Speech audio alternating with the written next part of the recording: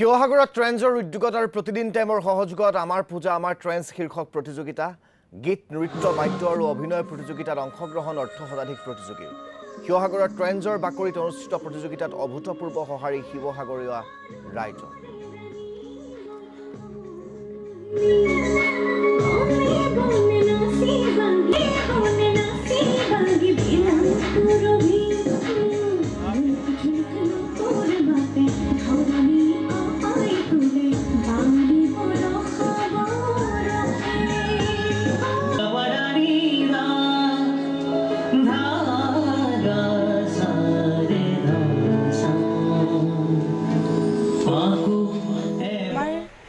আমাৰ পূজা অনুষ্ঠানটি আমাৰ প্ৰতিদিন টাইমৰ উদ্যোগত আৰু আমাৰ ট্ৰেন্সৰ সহযোগত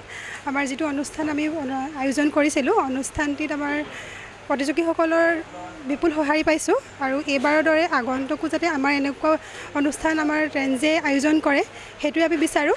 আৰু আমাৰ আজি প্ৰতিযোগী আছিলে প্ৰায় 23 গৰাকী তাৰ ভিতৰতে আমাৰ 3 গৰাকী প্ৰতিযোগী আমাৰ নিৰ্বাচন হৈছে প্ৰথম আৰু দ্বিতীয় তৃতীয় পুৰস্কাৰ